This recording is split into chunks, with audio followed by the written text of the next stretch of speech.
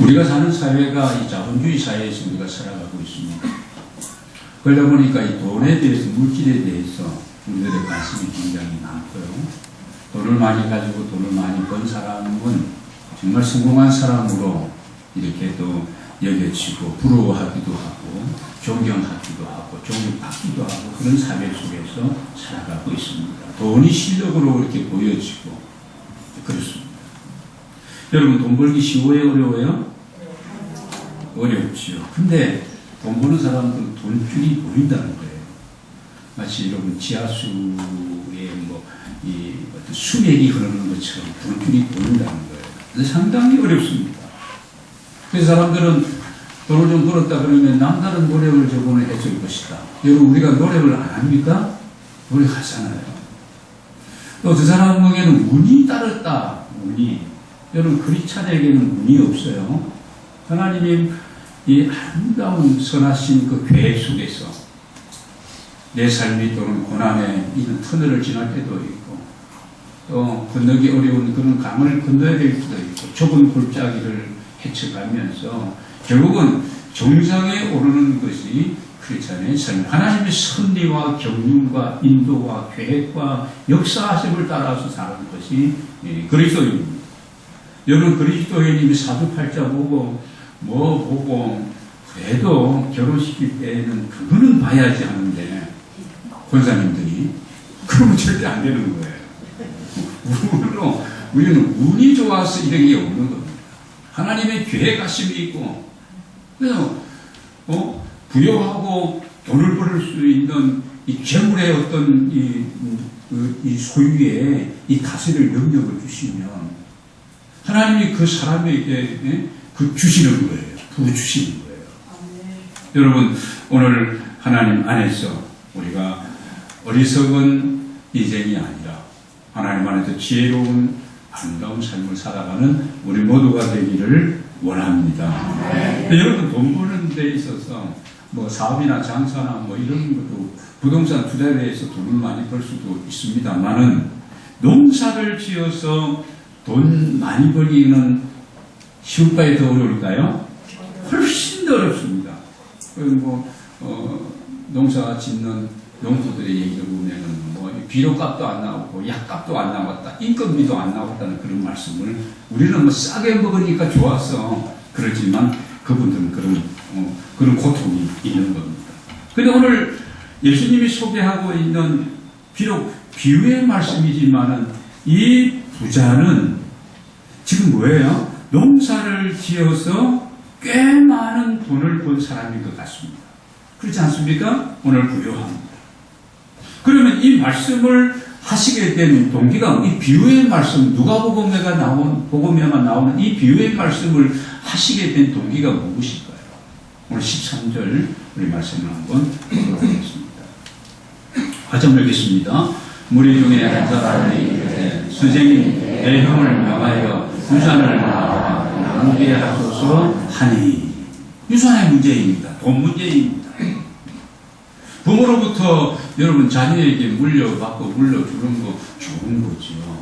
좋은 거지만 부모님이 가지고 있는 모아오는 그 재산을 자녀들이 분배하는 과정 속에서 만약에 형제의 난이 일어나고 이 다툼과 분쟁이 일어나게 되면 그것 때문에 이 재산과 유산 문제 때문에 오빠와 여동생이 평생이 왼수같이 그렇게 살아가는 사람들 우리 주변에 있어요? 없어요? 있어요. 가까이 보면 굉장히 많습니다. 별것 아닌 것 같은데 얼마 안 되는 그건데 그것 때문에 나는 주운 자식이냐 그러면서 오빠는 왜 그리 많이 가져가고 그러냐, 왜 나무 주지 않느냐, 이런 얘기들이 사실 비일비재합니다.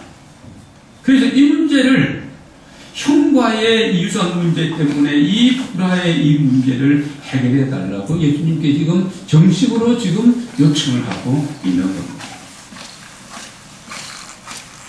근데 예수님은 이 사람에게 대해서 어떻게 합니까? 책망을 하고 있습니다. 책망을. 여러분 오늘 말씀 14절, 15절 같이 한번 읽겠습니다. 시작. 이르시되 이 사람아 누가 나를 너희에게 책망하냐 물건 나눈 자로 그들에게 이르시되 삼가 모든 탐심을 물리시라. 사람의 생명이 그 소유에 넉넉한 데 있지 아니하리라. 예수님이 오신 것은 영혼을 구원하고 하나님의 나라를 확장하며 이 복음 전파를 위해서 여러분 오셨는데, 그래서 병든 자를 고치시고 약한 자를 또 치료하시고 그랬는데, 무슨 뭐 재판관처럼 율법 어떤 선생님처럼 이렇게 여기고 이 사람이 그렇게 요청하니까, 누가 나를 너희의 재판장을 물고 나오는 자로 세웠느냐 그러면서 이렇게 시작하는 거예요. 이르시되 삼가 모든 탐심을 물리치라 말씀하고 있습니다. 여러분, 이 탐심 때문에, 이 탐욕 때문에 도에 지나친 욕심이 탐욕입니다. 그 마음을 내가 품고 있고 그 마음을 자리 잡게 한 탐심이 없을 수는 없어요. 이게 본능이니까. 근데 그것이 내 마음의 자리를 잡고 그러지 않도록 우리가 계속해서 경성하고 빈들의 마른 불처럼 메마른 심정 위에 성령의 부으시는 은혜가 단비처럼 풍성하시기를 우리가 간구하고 있는 거예요.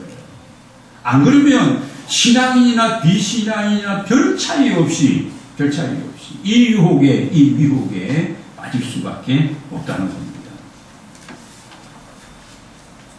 야고보서 1장 15절을 한번 보도록 하겠습니다. 야고보서 1장 15절 같이 읽습니다. 욕심이 잉태하여 죄를 낳고 죄가 장성하여 사망을 낳느니라. 죽음, 하나님과 멀리 떠난다는 거예요. 욕심이 문제입니다. 삼가 모든 탐심을 물리치라. 여러분, 물리친다는 것은 적극적인 자세예요.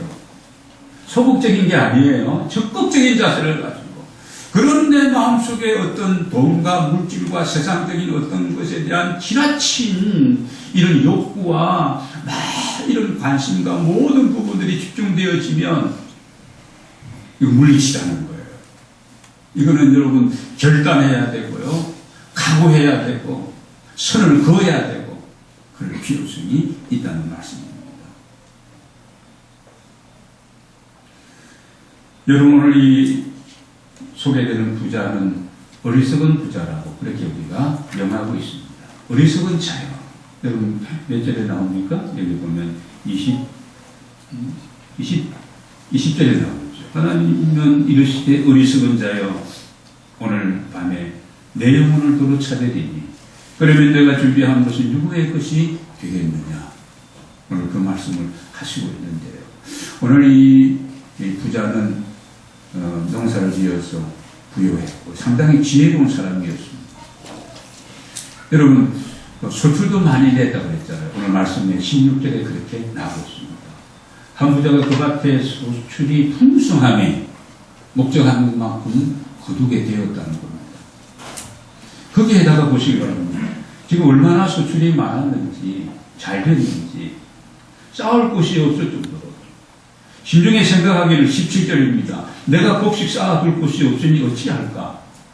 여러분, 지금도 이제 농사를 짓고 과일 열매를 따면은요, 고구마든지 감자든지 사과든지 어떻게 합니까? 일단은 저장 창고에 들어갑니다. 저장 창고에 집어넣고 있다가 보관하고 있다가 그것이 이제 어떻게 보면은요, 가격이 좀 많이 상승할 때 그때 출하를 하는 거죠. 그래서 창고를 좀 넓게 짓자. 어찌할까?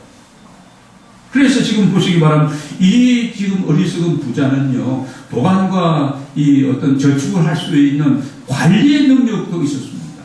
조철을 많이 낼 수 있는 그런 기술도 있었고, 그렇지만 또 거기에다가 여러분 19절을 보면은요, 또 내가 내 영혼에게 이르되 영혼아 여러 해에 쓸 물건을 많이 쌓아두었으니 편안히 씹어 먹고 마시고 즐거워하자. 놀 줄도 알고 즐길 줄도 아는 사람입니다.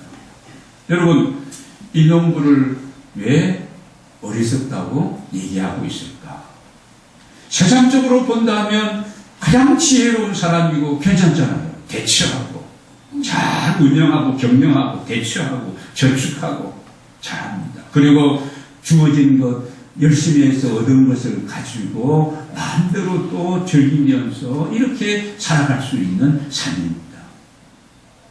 여러분, 우리는 이 비유의 말씀을 보면서 이 사람은 외형적으로는 지혜롭고 성공한 사람이지만 오늘 하나님 앞에서 주님의 말씀을 볼 때 참으로 어리석은 사람이었다는 겁니다. 실패 인생이라는 거죠. 여러분, 성공 인생과 실패 인생을 내 기준에서 생각하고 다른 사람이 판단해서 그것을 정리해서는 안 되는 겁니다.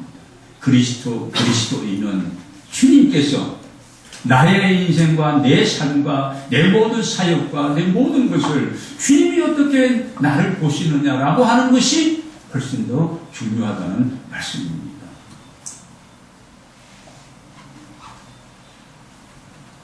그러면 구체적으로 왜 이 부자가 어리석은가? 이 부자는 모든 것을 자기 중심으로 생각을 합니다. 16절, 17절을 보면 계속해서 내가 어떻게 이렇게 하리라, 내 복관을, 내 모든 곡식을, 물건을 쌓아두리라, 내가 내 영혼에게 이르되, 전부가 자기가 했다는 거예요. 우리로 말하면 내 생각 속에 나는 자수성가했고, 자수성가가 열심히 살았기 때문에 잘한 거예요. 나쁜 것이 아니라는 겁니다. 근데 내가 했다, 내 것이다, 내 노력이고, 내 능력이고, 내 실력이고, 뭐, 이렇게 전부 내가 하고 있다면, 여러분, 내게 있는 모든 것이 내 것이라고, 자기 중심으로, 내 판단으로, 그건 내가 관리하고 사용하고, 이렇게 되었습니다. 그런 사람에게는 감사가 없습니다. 여러분, 자수성가하고 부모님으로부터 뭐 좀 받은 것이 없지 않은 사람들의 장점도 많지만 약점이 무엇입니까? 부모님이 내게 해준 것이 뭐가 있느냐? 감사가 부족합니다. 자기 판단이 법이고 누가 지적하면 싫어하는 거예요. 자기만의 어떤 울타리와 그런 어떤 고정관념과 편견과 그런 부분들을 벽을 쌓고 있는 겁니다. 진짜 여러분, 좋은 친구와 좋은 이웃은요, 잘못된 부분들을 권면해주고 지적해 주어야 되는 거거든요. 여러분, 가정에서 아버지의 역할, 우리가 하나님을 아버지라고 부르지 않습니까? 아버지 하나님 그러는데, 아버지의 역할이 무엇입니까? 가족을 돌보고 보호하고 뭐 이런 든든한 부분도 있지만, 자녀들이 혹시 잘못된 길로 그런 생각으로 품고 나아가고 살아가고 있으면 그 자녀들 따끔하게 얘기해 줄 수 있고 그런 거예요. 여러분, 권면을 받고 책망을 받았을 때, 꾸지람을 받았을 때 좋아하는 사람이 있어요, 없어요? 예, 없습니다. 제가 여러분에게도 하고 싶은 얘기를 다 못하는 것은 개인적으로 못하는 것은 해주십시오. 기쁨으로 받겠습니다. 해주면 오히려 상처가 되기 때문에 그렇습니다. 여러분, 하나님이 우리를 판단하시고 우리에게 무슨 말씀을 하시더라도 여러분, 우리가 섭섭해할 것 전혀 없는 거예요. 하나님이 오직 아시면 내 과거와 내 지금의 현실과 나의 모든 미래까지 통달하시는 하나님이십니다. 진짜 전지전능하시고 생명의 주인 되시고 모든 것을 창조하시고 관리하시는 역사의 주인 되시는 만주의 주가 되시는 아버지 되시는 하나님이십니다. 여러분, 믿으시기를 바랍니다. 우리 한번 잠언 3장 말씀 보고 넘어가겠습니다. 잠언 3장 11절 12절입니다. 11절부터 12절까지 연달아 읽겠습니다. 시작. 내 아가 여호와의 지혜를 경외하라. 그의 위함을 싫어하지 말라. 대저 여호와께서 그 사랑하시는 자를 징계하시기를 마치 아비가 기뻐하는 아들을 징계함 같이 하시느니라. 그렇습니다. 사랑하기 때문에. 사랑이 없으면, 사랑이 메말라 버리면 어떻게 해요? 무관심입니다. 관여치 않는 거예요. 내버려 두는 거예요. 여러분, 이집트의 파라오가 이스라엘 백성이 출애굽하는 과정 속에서 그의 마음이 강팍하고 10가지의 재앙을 하나님께서 쏟아붓고 있는데 그 재앙을 만났을 때는 어떻게 합니까? 두 손을 들고 그냥 가라, 너희 뭐라는 대로 해라, 알았다 그러놓고 또 마음이 강팍해집니다. 그래서 여러분 이집트와 파라오가 나간 거예요. 여러분, 우리 하나님이 우리를 꾸짖을 때에 또는 징계하실 때에 여러분 그걸 자꾸 우리가 하나님 나한테 왜 그러시냐고 자꾸 그러지 말고, 여러분 그 경계하심에 대해 징계하심에 대해서 싫어하지 말고, 여러분 우리가 하나님 안에서 달려받고, 여러분 그렇습니다, 그렇게 하겠습니다 라고 우리가 주 앞에 서게 된다면 우리의 삶에 놀라운 반전의 은혜와 하나님이 행하시는 계획하신 새로운 일들이 일어나게 될 줄로 믿습니다. 이게 비록 경제적인 문제든지, 이게 모든 인간관계의 문제든지, 이게 어떤 영역의 일이라도 여러분 그렇습니다. 오늘 이 부자가 어리석다고 한 것은 모든 것을 자기중심으로 생각한 잘못입니다. 자기중심이다 보니까 하나님이 안중에 없는 거예요. 여러분 농사를 지어서 지금 풍성이 거두었거든요. 그럼 농사를 지어서 풍성이 농부, 저도 농부의 아들로 태어나서 뭐 농사 이것저것 뭐 가축 이것저것 다 해봤습니다만 잘합니다. 나무도 잘 알고 과일도 잘하고 잘합니다. 거의 만물박사 수준입니다. 그런데요, 내가 많이 알고 내가 경험했다고 되는 게 아니에요. 농사를 지으려면 씨 뿌릴 때 봄비가 와야 되고, 봄비가 오고 여름에 잘 이게 무성하게 자라는 것으로 되는 겁니까? 이게 꽃이 피고 열매가 맺을 때, 익어갈 때, 그때 또 가을비가 내려야 되는 거예요. 안 그러면 뭐 지난 봄부터 여름까지 잘해놓은 모든 것들 아무것도 아닌 거죠. 거기에다가 여러분 햇빛도 태양도 적당히 비추어 줘야만이 이게 과일의 때깔이 나고 상품 가치가 있고 단맛이 나고 이제 그렇게 되어지는 겁니다. 여러분 비료의 3대 요소인 뭐 이런 어떤 것들을 다 준다고 해서 뭐 병 안 들게 그냥 농약을 쏟아붓는다고 해서 아침부터 저녁까지 내가 돌본다고 해서 되는 것이 아니라는 겁니다.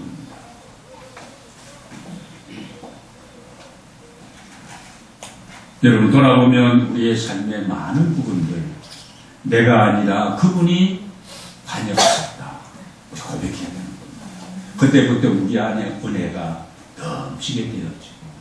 뭔가 좀 새로운 이런 어떤 빛을 발견하게 되고, 여러분 많이 가졌지만 마음에 크게 낙심하고 힘들어하고 우울해하고 지쳐있는 마음들도 많이 있어요. 이런 마음들의 회복의 은혜가, 치유의 은혜가 일어나게 될 줄로 믿습니다. 여러분 지금 불평, 불만 이런 것이 많이 있다면, 또 내게 있어야 될 마땅히 범사에 감사해야 될 감사의 이런 어떤 내용들이 있다면 우리 돌아보면서 하나님의 살아계심을 인정하고 그분이 나와의 관계 속에서 내가 어떤 존재인지 여러분 발견하고 감사하면서 여러분 하나님 안에서 우리의 삶을 치유하고 회복하는 이런 축복이 여러분과 함께 하시기를 주의 이름으로 축원합니다. 여러분 자기중심이다 보니까 하나님도 없고, 하나님이 없다 보니까, 참된 신앙이 없다 보니까 이웃이 보이지 않는 거예요. 내가 했다고 생각하면, 모든 것이 내 것이라고 생각하면 보이지 않는 거예요. 내가 이렇게 자수성가할 때까지, 이 정도 할 때까지 부모님의 기도는 없더라도 자신이 잘 되기를 그렇게 학수고대하는 그 부모님, 그 형제들의 관심과 격려와 그런 어떤 부분들을 우리가 생각하면서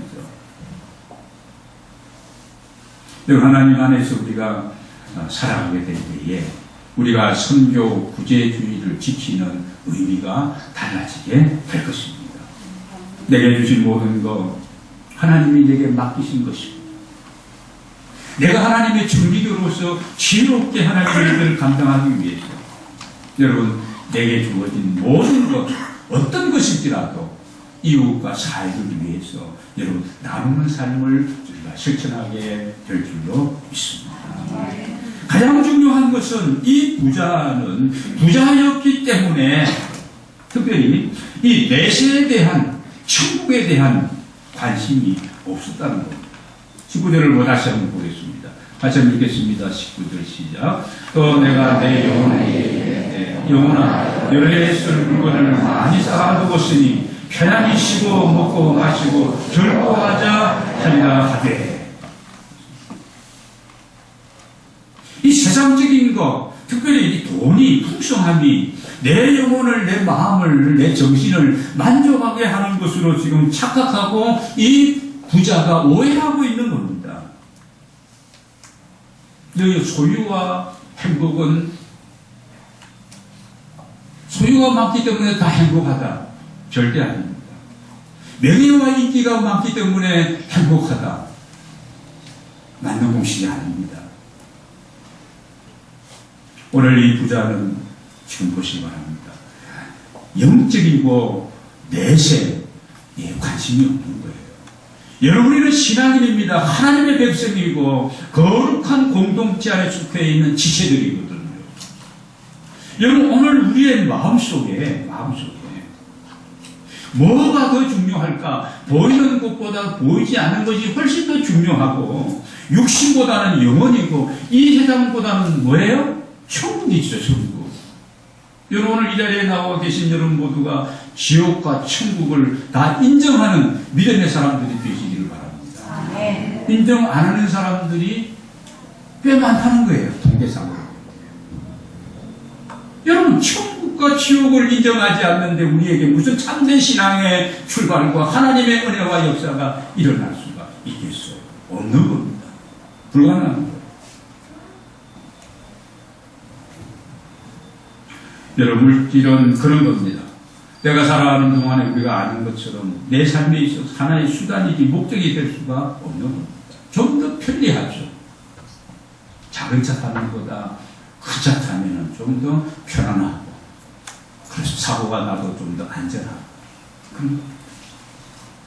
여러분, 모든 것들을 하나님과의 관계에서 우리가 생각하고, 여러분, 하나님이 기뻐하시는 일에 목적을 두고 중심을 가지고 살아가는 우리 모두가 되기를 바랍니다. 그렇지 않으면 너 어리석은 인생아, 오늘 주님이 우리에게 그렇게 말씀하고 계실 것입니다. 오늘 이 말씀을 오해하면 안 됩니다. 부자는 꼭 나쁜 것이다. 야, 부자 이거 꼭 좋은 것만이 아니구나. 그렇지 않습니다.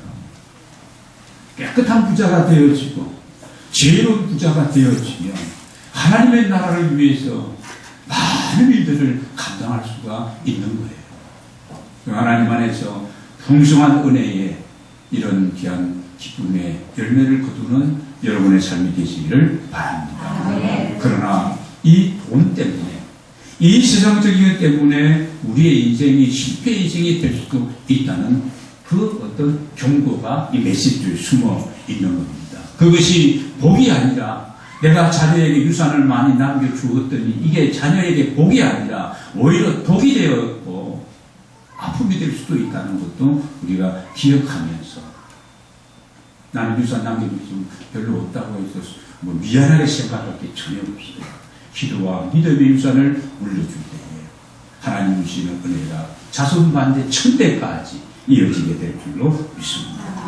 오늘 하나님은 20절에서 어리석은 자여, 오늘 밤에 내 영혼을 도로 찾으리니 그러면 내 준비한 것이 누구의 것이 되겠느냐. 여러분, 우리의 인생이 영원한 인생이 아닙니다. 오늘 내가 지금 이렇게 아둥바둥하고 그렇게 살아가고 있지만 주님이 우리를 오라고 하시면 내일 못 볼 수도 있다는 거예요. 그런데 오늘 어리석은 사람들은 그 마음에 이르기를 하나님이 없다, 시편에 보면 10편 14편 1절에 그런 말, 어리석은 자는 그 마음에 그런 생각을 합니다. 한번 읽겠습니다. 시작. 어리석은 자는 그의 마음에 이르기를 하나님이 없다 합니다. 그들은 부패하고 그 행실이 가증하니 선을 향하는 자가 없다. 부패하고 행실이 가증하다는 것은 내 것이라고 생각하고 내 마음대로 그냥 처리한다는 거예요. 무슨 흉악한 악을 행했다는 게 아닙니다. 하나님이 안중에 없으니까 이웃도 보이지 않는 겁니다. 내세에 대한 어떤 이런 소망이 없다 보니까 찰나적인 것을 위해서 인생을 살아가게 되는 거예요.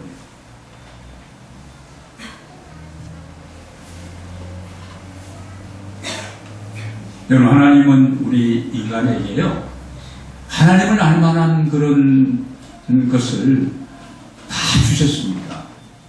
누구도 핑계하지 못하도록. 그래서 로마서 그 말씀을 우리에게, 즉 특별히 1장에서 말씀, 그걸 우리가 일반 계시, 자연 계시라고 얘기하는데, 자연을 통해서 역사를 보면서 우리의 양심을 통해서 우리 인간에게 종교의 씨앗을 주었다는 겁니다.